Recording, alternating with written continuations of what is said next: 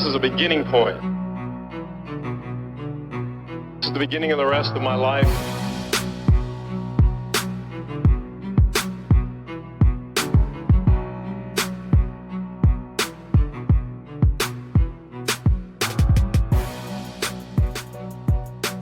I got the meaning, and I got to write it down, because I don't want to forget it.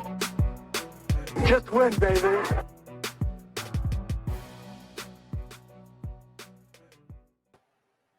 This is the beginning point. This is the beginning point of this podcast. We have the meaning, and we want you to write it down so you don't forget.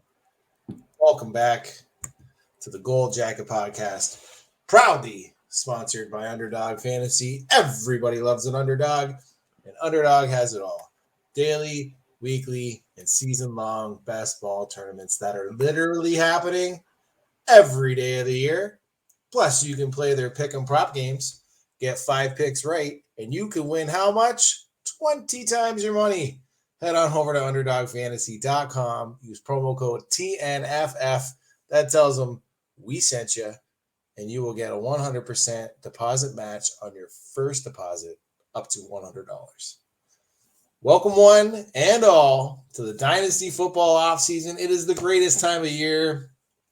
No, actually it's not, but it's the best time of year when there's no football on, I guess. But I'm your host, Gymnastic. You can find me here. You can find me on Twitter. You can find me on Facebook sometimes, kicking around.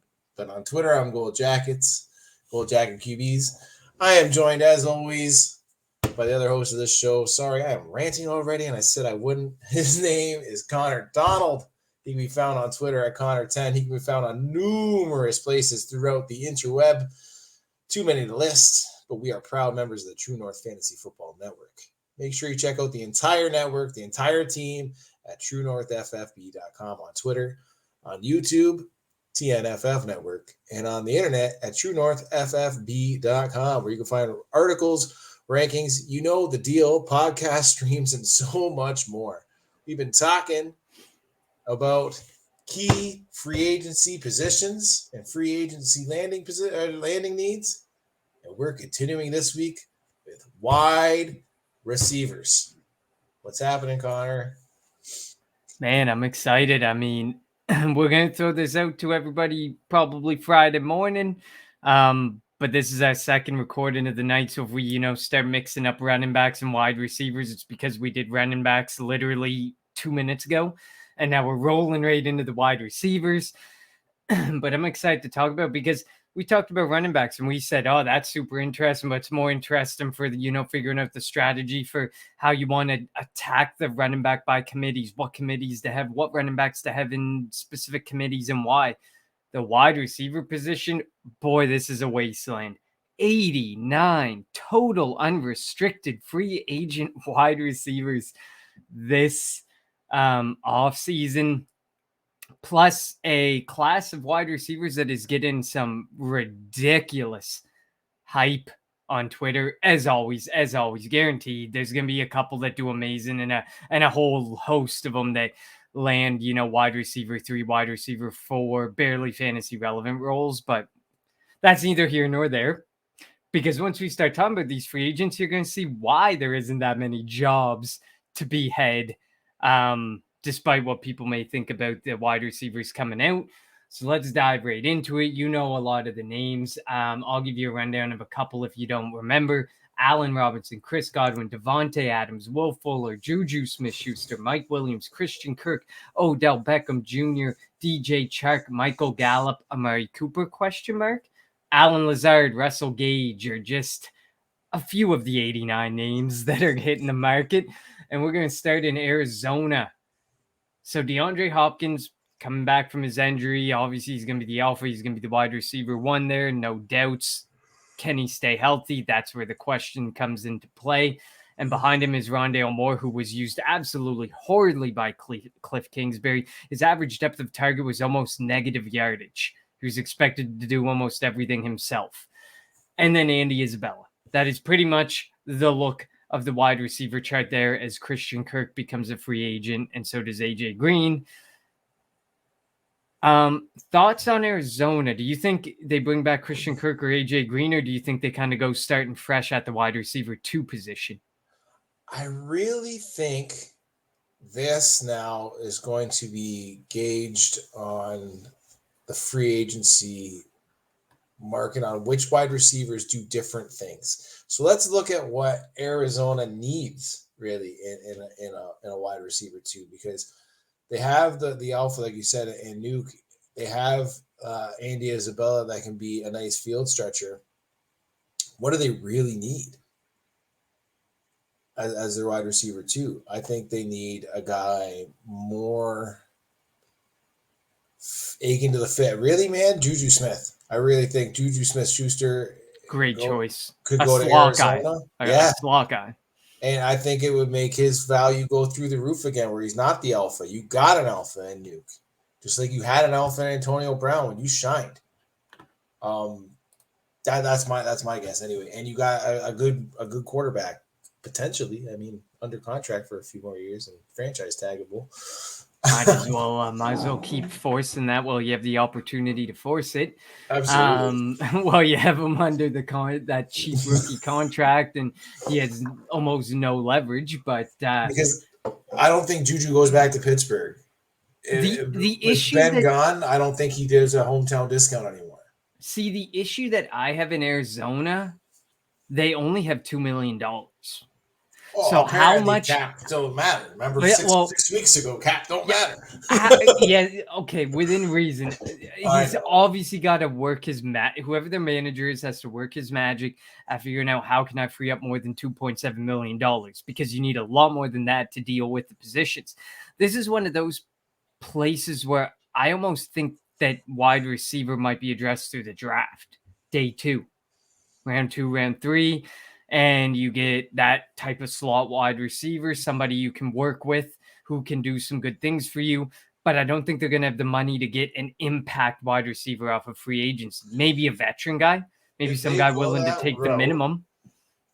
If they go that road, I think they've squandered the Super Bowl opportunity with their rookie quarterback window. True. I absolutely agree with you on that point. Because obviously the tight end position's a need as well there. Running back, they got to get another running back in the building. We talked about that on Tuesday. James Conner, Chase Edmonds, who are they going to bring back? He's going to call for, $4 to $6 million, presumably. What do you do at the tight end position? What do you do with some of the other openings and the needs that you have? There has to be the hope that, their manager can really open up like $15 to $20 million. Is really what it comes down to.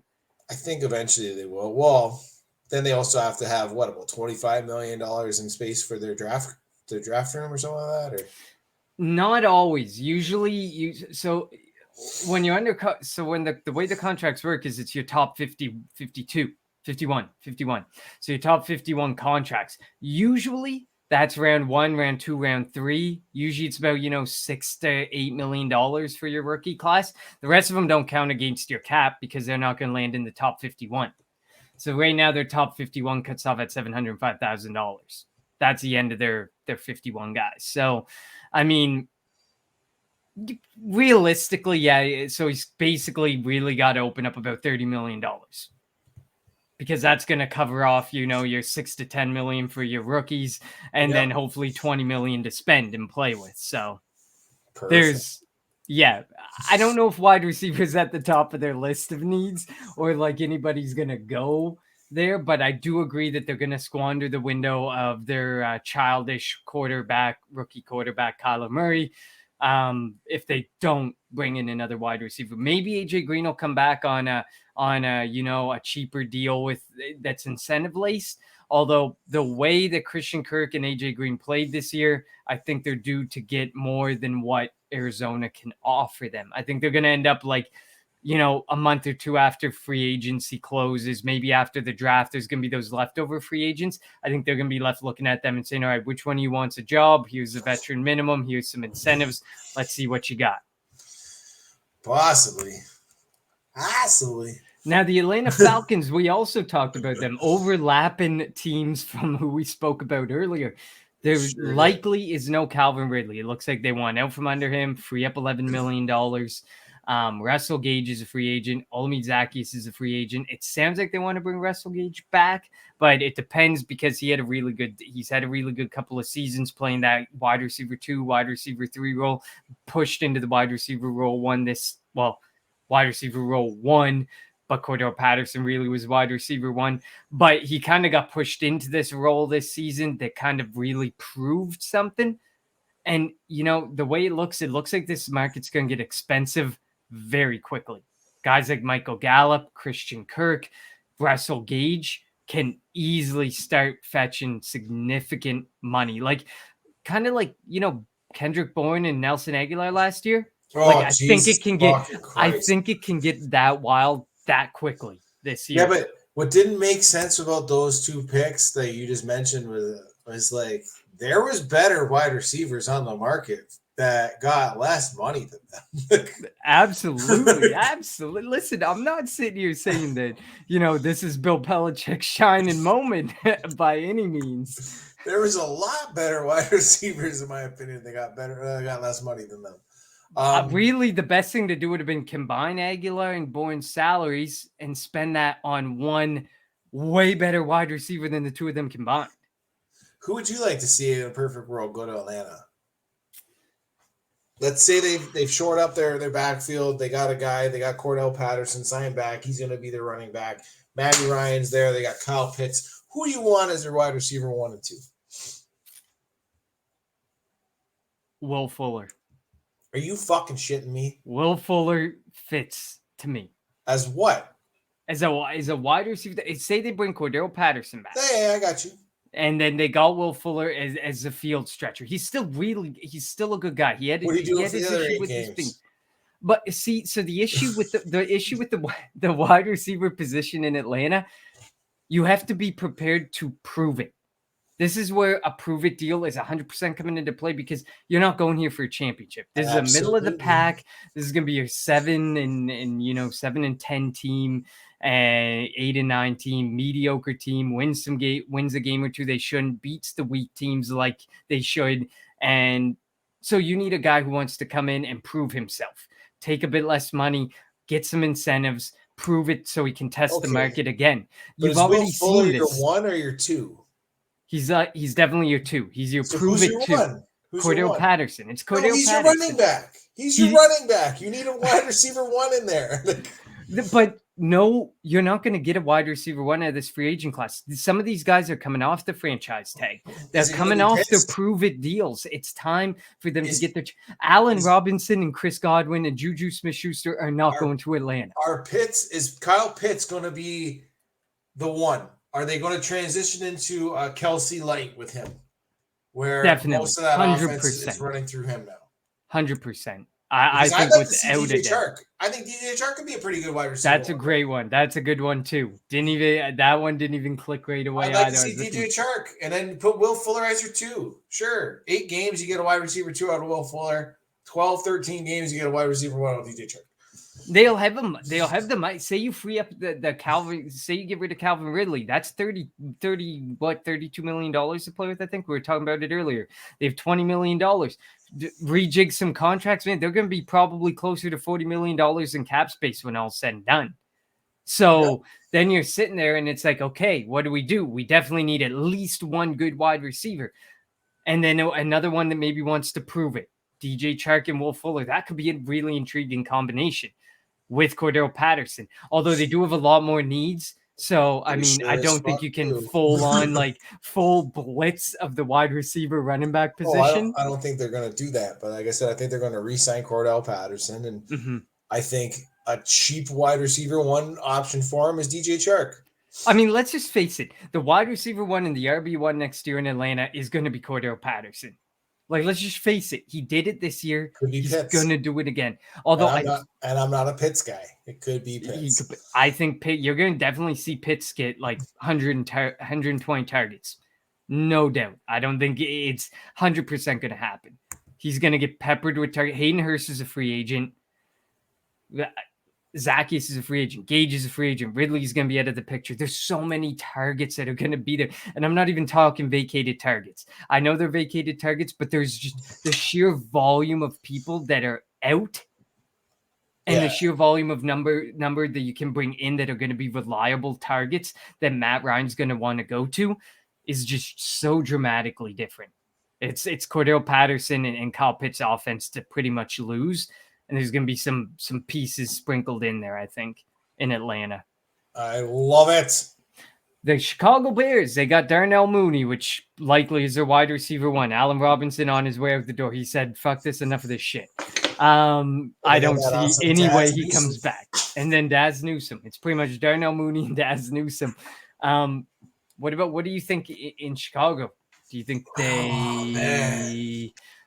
free agents? Do you think they draft? From a fantasy standpoint, I think you should be cashing in Darnell Money Mooney. Going potentially perceived sideways lateral move on that one. Because I don't know. It's going to be like, who's running the show in Chicago? What do you mean who's running the show in Chicago? Who's their coach? Oh, but I can't even remember his name right now. That's terrible. Eberflus.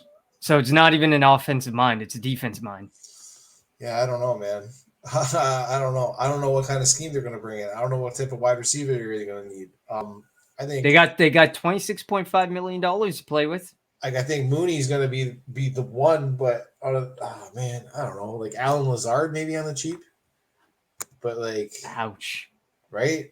So there's going to be like, you don't think that Chicago's going to be able to bring in a threat to Darnell Mooney at all? Why?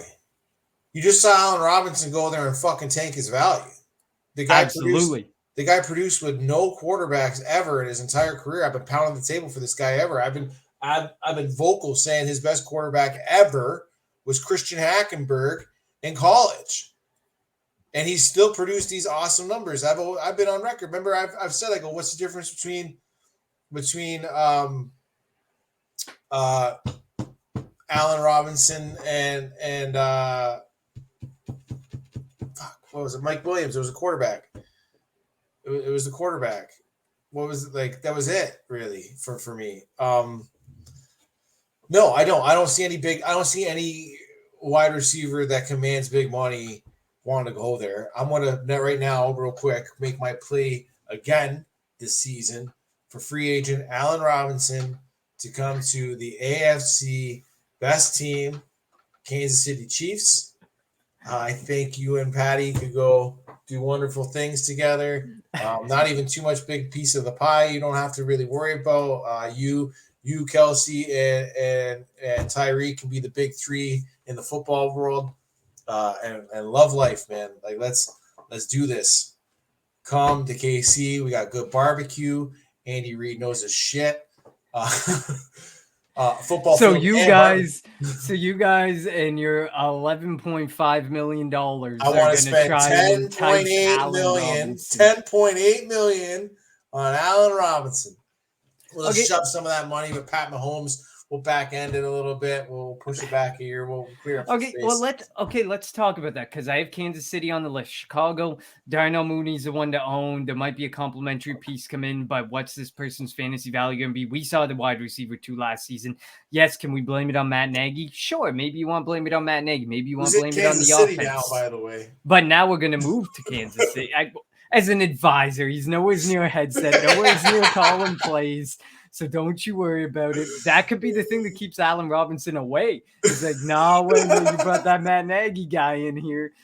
But let's talk about Kansas City. I do have them on the list. So they got Tyreek Hill, they got Mecole Hardman, and they got Josh Gordon. That's essentially the list of the 3 wide receivers. Obviously, Tyreek Hill, he's a monster. He's going to get his 120 targets. He's going to get his 1,000-yard season. He's going to do his thing. Mecole Hardman's overall been a disappointment. Obviously, he's been a return. He's pretty much a special teams return guy.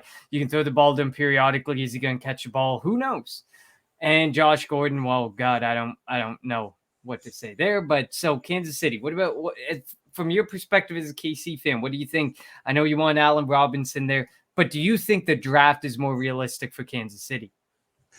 Oh man, again, like we've already been talking about this numerous times because I like to go on the Kansas City rants. That offense is built through differently. That offense is built through the tight end.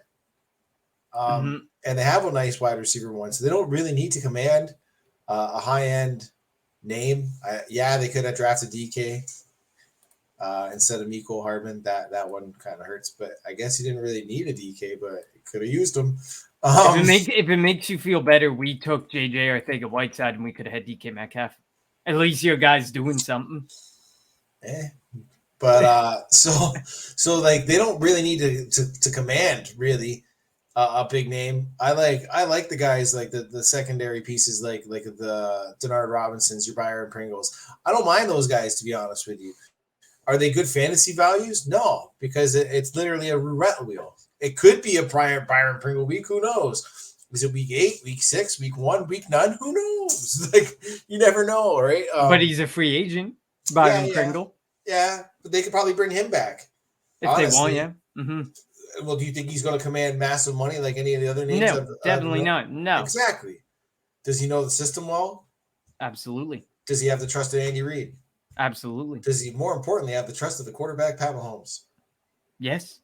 Why don't bring him back? I think at the end of the day, no matter who comes into the system, will he take a pay cut for a chance to win another championship? 100%. Come on now. But I think at the end of the day, if you're not named Tyreek Hill or you're not named Travis Kelce, have we not learned? Don't own the pieces. Don't own the ancillary pieces. Invest early and high. But Travis Kelce's about to become a value. Look at him. People are tanking. People are trying to tank his value everywhere right now. He's no longer going to be the tight end one. Like they tried last year. Mark Andrews blew up. People are liking Mark Andrews. Kyle Pitts is first tight end off the board, no matter what draft you're in. Darren Waller and George Kittle. Darren Waller, George. But now it's a mix. Is in the range of the Travis Kelce's. Like you could realistically, if someone's just looking at age and saying I don't want Travis Kelce, he could drop to tight end 5 or 6 in a draft. It's crazy. But it's true. Isn't that awesome? But like that's and he's still probably going to be a top 3 tight end for another 2, 3, 4 years. Isn't that awesome? Drive it to the wheels fall off, as Jim would say. Running backs, and then you could still come back and hit Kelce. You don't have to take him in the first round or second round. That's insane. And for 2 to 3 years, he's going to still keep you in the race and keep you prominent and probably score as a top 24 wide receiver. He's still going to continue to do that because he's that trusted in that system and he's that important in that system. So don't go looking for the ancillary Kansas City Chief pieces. I think we've learned that. What about the Cleveland Browns? Let's make a quick stop there at the dog pound and their drama with Baker Mayfield, their interest in Aaron Rodgers, Russell Wilson, just like everybody else. Sounds like Jarvis Landry might get bought out. Sounds like he'll end up being released and they're going to take the dead money hit on Jarvis Landry, which leaves Anthony Schwartz and Donovan Peoples-Jones as the only 2 wide receivers on roster. Do you think there is a wide receiver, maybe OBJ going back? Well, I know this as somebody that lives close to Toronto. The only DVP I know is not the Don Valley Parkway, is the only one I want to know with a DP is not double penetration. Donovan Peoples-Jones. He's the guy, man. He's going to be sneaky. He's going to be real sneaky to own. I've been vocal saying I think we shouldn't really shit too much on Baker for the shoulder injury. I'm not saying he's a superstar, but more of a median. I do think we've seen the Baker. I don't think he's a 6-game stretch at the end of the rookie season that gave us all the wows and wonders. I don't think he's a shitbread that was in 2021 either, though. I think he's somewhere firmly in the middle of what we've probably seen in 2019, 2020 style at the median points. I don't think he's a bad quarterback. I don't think he's a Super Bowl winning quarterback either, but I don't think there's too many of those in the fucking league. Does he lose games for you? Yeah. Yeah, he does. But you got a sweet tandem running back there in Chubb and Hunt that should be alleviating some pressure. You got Donovan Peoples-Jones that I think could be that team's wide receiver 1. I had to think about how I was going to phrase that. I think it could be that team's wide receiver 1, but not a fantasy wide receiver 1. That makes sense to you? Oh, 100%. He Perfect. could land. I think like the realistic outcome as a Cleveland wide receiver is likely a back end wide receiver 2. Maybe likely wide receiver 300%. That is the guaranteed landing spot of the wide receiver 1 in Cleveland. At the wide receiver at 25 through 36, 100%. They'll land right in there, but they're just not going to command. Like, that's a run first offense. That runs to Nick Chubb, that runs to Kareem Hunt. Even a healthy Baker and his shoulder being fine is going to run through the running backs. That's how it's been under Kevin Stefanski. That for the last couple seasons, it's how they've chosen to do it, and it works. It's effective. It generates 150, 200 yards every single game for them. It puts points on the board. Why they did a fine job testing out some tight ends, Hooper's in the mix, not great. I know, like Harrison Bryant, not great. I get it. They're not great, but they get targets. They still get, like, the tight end see 5 to 10 targets a game. Then you got your wide receiver. You're only throwing the ball, 14 to 24 times a game. There's not that many targets to go around. There's not much opportunity in the passing game to go around in Cleveland. So I remember talking about Donovan Peoples-Jones in season and saying, he's had a couple big games. Let the wave die down a bit and go out and buy him. I said, go out and buy him. I think he's going to be someone to own. Even at worst, he's going to be the second passing, third passing option next season. But who's going to be the first? There was so many question marks. Why not take the shot at it? And now we're standing in a situation where Donovan Peoples-Jones very well may emerge as the number 1 guy on the depth chart, where they might draft. There's a lot of mock drafts where Cleveland's drafting a wide receiver and they're letting Landry go and they're just not even bothering to sign one, maybe sign a veteran down the road, It's tough to say, but the opportunity is not endless and bountiful in Cleveland. No. So I wouldn't stress the Cleveland Browns situation and what to do there at the wide receiver position. Let's head over to another gloomy city, though. We definitely will. We are going to head over to the Detroit Lions. Jared Goff, knee Eden, Dan Campbell, after a word from Veridian Global. Here at the Gold Jacket Podcast, we take family very seriously. We know that family doesn't always stop at the bloodline. It's a word that ensures trust. It's a word that, well, around here, means that I know that I can count on you to have my back. Veridian Global is family. A family of the Fantasy Collective, and that is the exact reason Veridian Global will have your back. And I don't just mean literally covering your back in the best apparel they can possibly outfit you in. I mean at every step of the way, from finding the brand that fits you best to tracking your order to making sure you are fully satisfied at every step. With over 50 brands a part of the Fantasy Football Collective family, what are you waiting for? Join the family now. VeridianGlobal.com. Bam! All right, Jim, you said before we hopped on the air that you wanted to talk about Detroit. You were intrigued. You were interested because you love the sun god Amon-Ra St. Brown, who is one of 2 wide receivers of note here. Quintus Cephas being the second one, who obviously got hurt, who got hurt in the season and literally got wiped off the face of the earth. I bet everybody forgot that Cephas even existed because everyone's so hyped about Amon-Ra St. Brown. So, Jim, fire away. So yeah, I think the wide receiver 1 on this team is Amon-Ra St. Brown. Regardless of all this, it's an offense that is going to run through DeAndre Swift. If you own any TJ Hawkinson shares, I'd be selling out right. I'd be selling TJ Hawkinson high. I'd be selling Amon-Ra St. Brown also very high. As much as I like him, and I do think he will be their wide receiver 1, his blow-up games, you look at them, came without those 2 guys for the most part, or at least one of them was out. I don't believe in Jared Goff, but it doesn't mean I don't believe in the talent of the wide receiver. I do think he'll be fantasy relevant for you, though, but I do think you can get more. I think you get more value for him trading him away and off your roster right now because the hype is huge. Like, the hype is fucking huge for him. But if you look into his actual game split stats and the numbers that he put up, he did it based on a few things that shouldn't be happening. Like that offense should be running through a healthy Swift and a healthy Hawkinson. And that's why I think I'd be selling him a little bit. But flex week guy, wide receiver 2, I think he's going to be like probably wide receiver like 15 to 18 range, like high end wide receiver 2. But I just think you can get more for him, man, because like this market's hot for him. That's what's insane about it. And being Detroit, I don't see any true alpha wanting to go there. Maybe they get, a Lazard. Maybe they get a Michael Gallup with money to throw at him.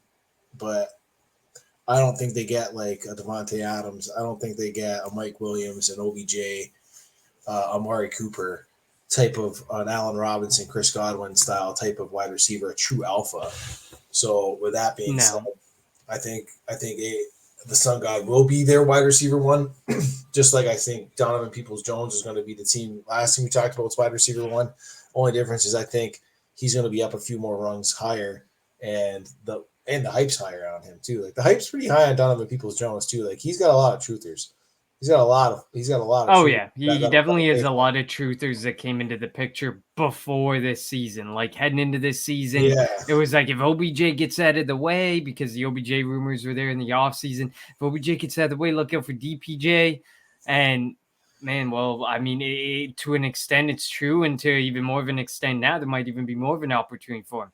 Maybe going from a 75 target guy to a 90 to 100 target guy, which is huge. But I'm not buying Amon-Ra. Like if I don't own him already, I'm not buying him. It is way too pricey, I think, to get him. No, and you definitely brought up a good point about Swift, and he commands a lot of attention in the pass game. Hawkinson demands a lot of attention as well. You definitely can sell Hawkinson high. You can definitely sell Amon-Ra St. Brown high. I definitely agree with you there. I think there are touches to go around dependent upon how they choose to address things. They do have 2 firsts, one at the very beginning, one at the very end, and they have the 34th pick in the draft. So they got pretty much 3 first rounders coming. And so what are they going to do? They have so many needs. Like you said, no big names coming because there's no championships in sight. There's so many needs.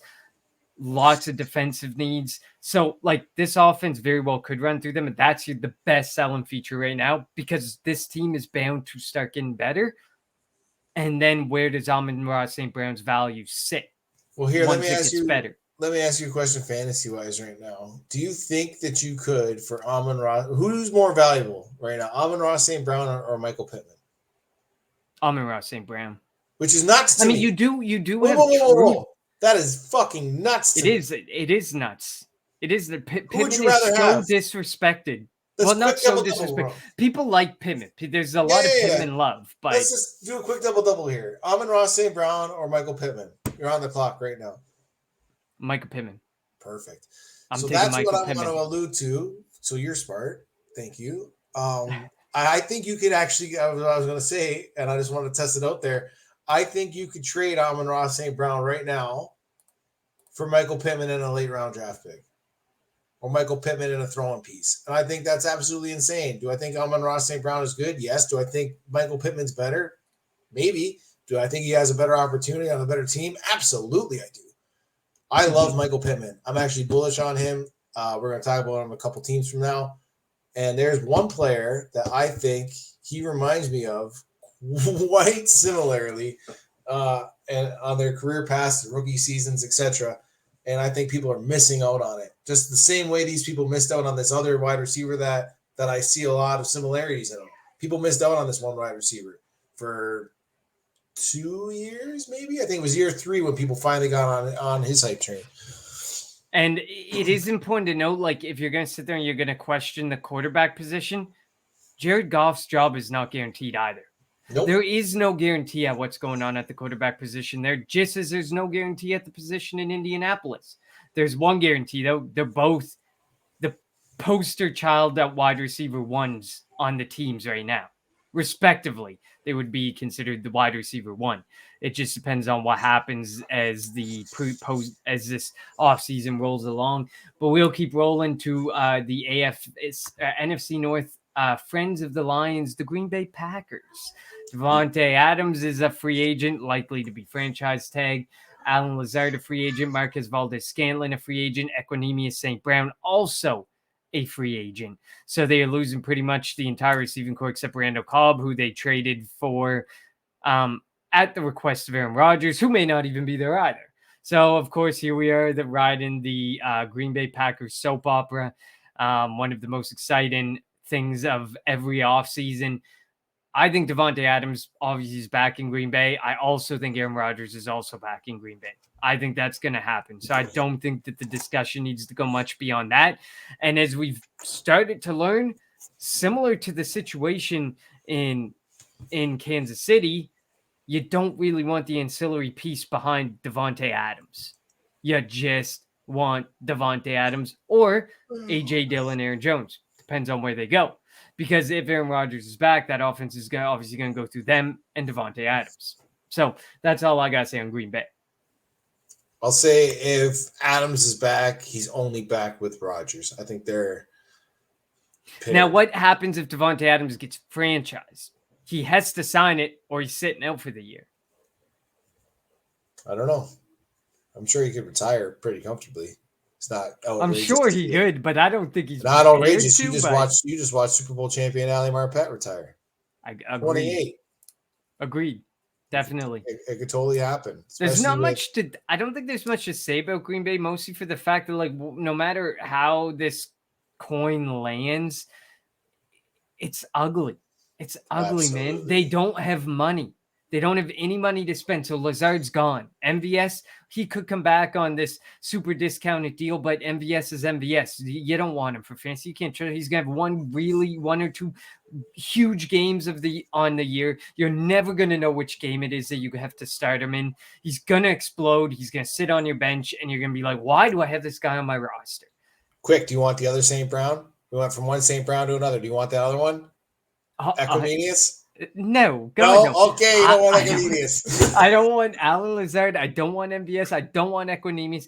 Maybe when free agency lands, if Lazard lands somewhere where it's a clear-cut wide receiver too, okay, maybe late, my fifth wide receiver or whatever, maybe I'll go and be like, screw it, I'll go with Alan Lazard. No, I'm only going to be looking where Alan Lazard goes, only because Aaron Rodgers seems to know like a good wide receiver though when he sees it, and when he says he needs it, like he likes a wide receiver, Green Bay gets rid of him, and that wide receiver isn't that bad. You know what I mean? Like I'll be interested to see where he ends up going. Definitely. But yeah, let's keep it going. I personally don't want to talk about the next team because I think they're a shit show with too many question marks besides the wide receiver position to address first before they get there. But you can go ahead and talk about that ongoing. I just wanted to bring up the Houston Texans because we wouldn't be doing this team justice if we didn't talk about them in literally all 4 episodes. Because it's pretty much we can talk about them in all 4 episodes. I probably will bring them up in the tight end episode, even though I love Brevin Jordan. I think you should have Brevin Jordan on your roster because I don't think, like you just said it, there's so many damn needs on this team. They signed Rex Burkhead. And the running back position is still a need. There's just so many. It usually happens when you sign a 32-year-old as your RB1. You just have to literally start picking the best player available when you're drafting as the Houston Texans. Whoever is the best player available on most consensus charts, you draft the damn player because it's obviously going to be a need of yours. You think they got the Walter Football Charlie Campbell cheat sheet out there? Brandon Cooks needs to get out. That is all I'm going to say here. Brandon Cooks needs to get out and get your hands on Nico Collins. I think Nico Collins is someone to own. Davis Mills is clearly going to be the starting quarterback next year. They were starting to build something there. He was starting to build some with Collins. He was starting to build some with Brevin Jordan. I think the writing is on the wall. They have a ton of needs. They're going to go in with mostly the same look, except for a bunch of rookies and maybe a bunch of prove-it deal guys. And we're going to see how the old train rolls for the Houston Texans. I just hope Brandon Cooks gets traded and he finds a good home because this dude is so underrated, so underappreciated. And it's not fair to be in Houston and be Brandon Cooks. He could be somewhere else and easily top 24 wide receiver. I bet anywhere this man lands, he will be a top 24 wide receiver. I think he pretty much is even in Houston. There's a good chance full offseason with Davis Mills, builds a rapport, goes into next year, he can be a top 24 wide receiver. We'll continue. Man, I didn't even realize, but we are going 3 straight in the AFC South. The Indianapolis Colts. You said you wanted to talk a little bit more about Michael Pittman. It's T.Y. Hilton is a free agent. Michael Pittman and Paris Campbell are pretty much the 2 wide receivers there. The Indianapolis Colts were talking today at the Combine. They did say that T.Y. Hilton is not done. They're hoping to bring T.Y. Hilton back, and they are not done with Paris Campbell. They said flat out they are not giving up on Paris Campbell. So we will see what happens with Paris Campbell. If you own Paris Campbell, you might as well just keep sitting on him and see what happens, because it sounds like they do want to make things 8 work. years of charm. Why not? Why not? The 10th injury, the 4th year's of charm. Man, I feel bad. I do. It's been broken, but I feel really bad for them. Don't ever say he's injury prone. None of these injuries are related. He has literally had freak accident after freak accident after freak accident of an injury, and it is so sad. The speed's there, the talent's there. People wanted him for a reason on their fantasy rosters. He was drafted the way he was for a reason. I hope he gets an opportunity. I hope he stays healthy this year. I think T.Y. Hilton may very well be back in Indianapolis. And obviously, we talked about Michael Pittman. Michael Pittman's the guy to own. Like, if you're going to own a guy there, he's a guy to own, and he's kind of getting pushed down. I don't think Hilton's back, man. You don't think so? I don't. I think he'd be most likely to take a cheap, team-friendly deal because he's just been in Indy for so long. He's been just a part of that team that I feel like he would do it. And, you know, maybe if Carson Wentz stays, if they can figure stuff out there and Indianapolis, everything becomes, you know, happy-go-lucky, well, then, you know, it's a very similar team to last year. There's Super Bowl aspirations can very much be in the picture for them. That's my thought process on T.Y. Hilton.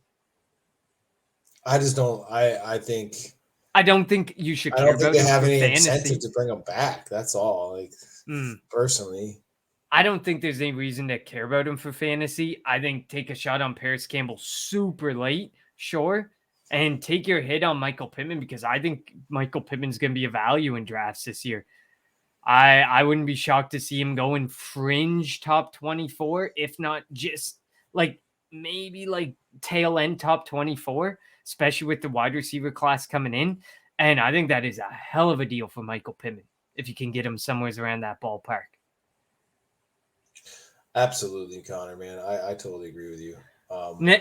Next up, we'll go Jacksonville Jaguars real quick. Marvin Jones, Jamal Agnew, Laviska Shenault. They want to be in the wide receiver market. It sounds like they realize they don't have a wide receiver one and that they want to be out there getting a wide receiver one to help support Trevor Lawrence. It's ugly, man. I don't think I want to own any of the 3 I just said. Sure, Jamal Agnew had his moments. But I mean, he's a converted cornerback to wide receiver in the last like 3 or 4 years. And he blew up for a few games because he was getting an absurd target share. Marvin Jones, I mean, he's a red zone monster. He has a nose for the end zone, but you got to score. You got to be able to score. To Coach Craig, real quick, for calling that one as the wide receiver you want to own in Jacksonville last season as Marvin Jones Jr. Craig, we see ya.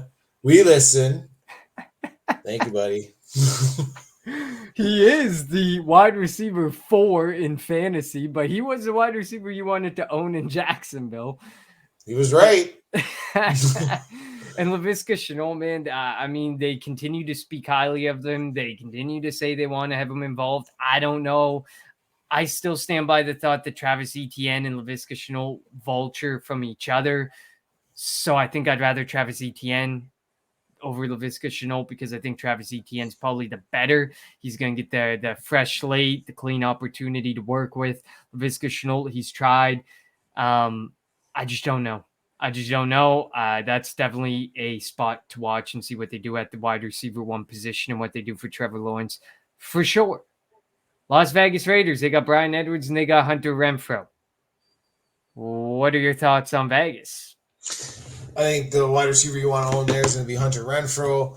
I haven't really dug into the quarterback or into the contract of Darren Waller. You love Derek Carr for some goddamn reason. Who knows why? You might be a Carr cousin. I don't know. But Hunter Renfrow is the guy to own. I think there in the wide receiver room. Other than that, who's going to go back? Is there a reunion possibly with Amari Cooper if the Dallas Cowboys end up, as rumors are rumbling, unhappy with his contract now that they've had a CeeDee Lamb in their midst? They don't need him, but we'll see about that. Will Michael Gallup, another Dallas Cowboy, go there? Those are the two actual fits that I would like to see if you're going to go with anything. I think Bryan Edwards, it hasn't shown enough consistent potential.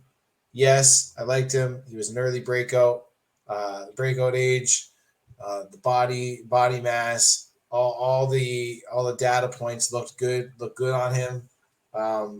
But sometimes it doesn't matter what the data says. Playing college ball is a different beast, and that slate gets wiped clean after you get drafted. And now it's what can you do for me now? And he has done nothing for me now. Nothing for the Raiders, really. Dropped a few potential game-winning passes there.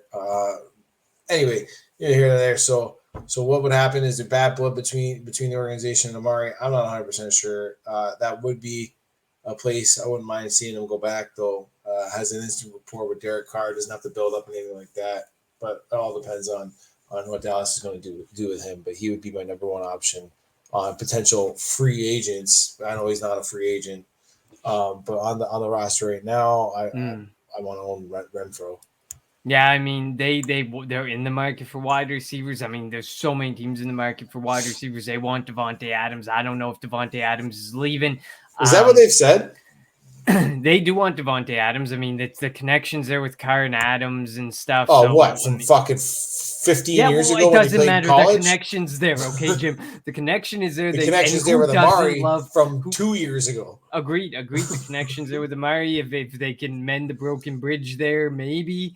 Gash does a lot of I things. do want to point out one thing. I did look up the Darren Waller contract. There's no dead cap left, but they're not going to let him go. He's such a crucial weapon and dirt cheap, man. $7 million the next 2 years.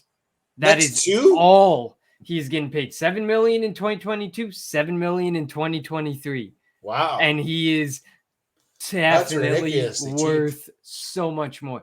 His market value on SpotTrack's $14 million.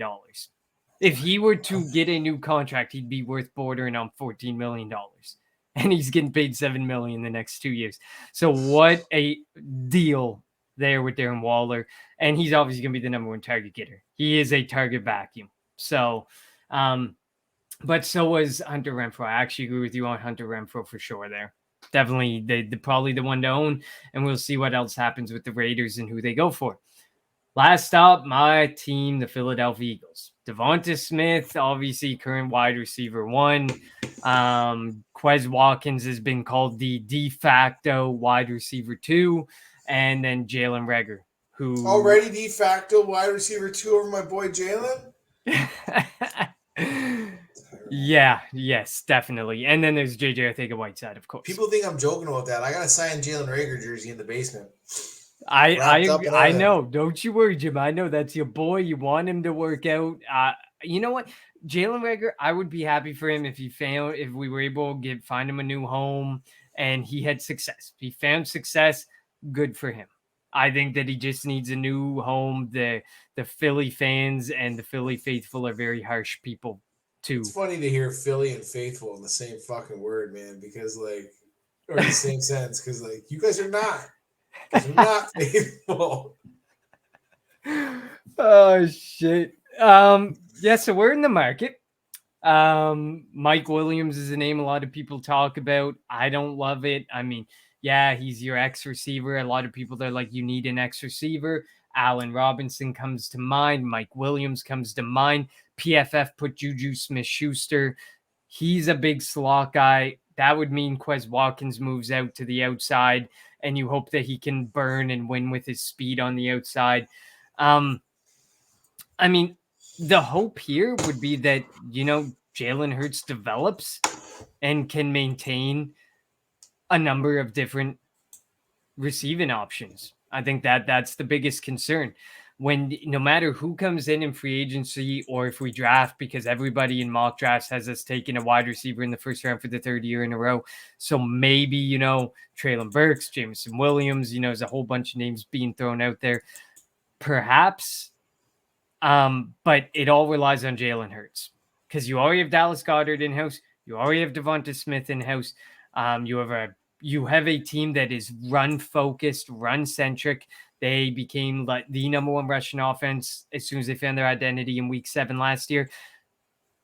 I think there's going to be some value to Devonta Smith. I think Devonta Smith's starting to lose some value. I think there's value there. And Goddard's pretty expensive. But I need to see development in the passing game for me to buy into one of the whatever wide receiver we bring in, because I just don't trust Jalen Hurts to sustain a third receiving weapon. He's already sustaining 2 for fantasy relevance. Really 1, Dallas Goedert. Devonta Smith will get there. He had his games, but that would be my personal take on the Philadelphia situation. Any thoughts, Jim? Nope. I do not. I love it. I'm sorry. Trying to fucking finagle some shit over here.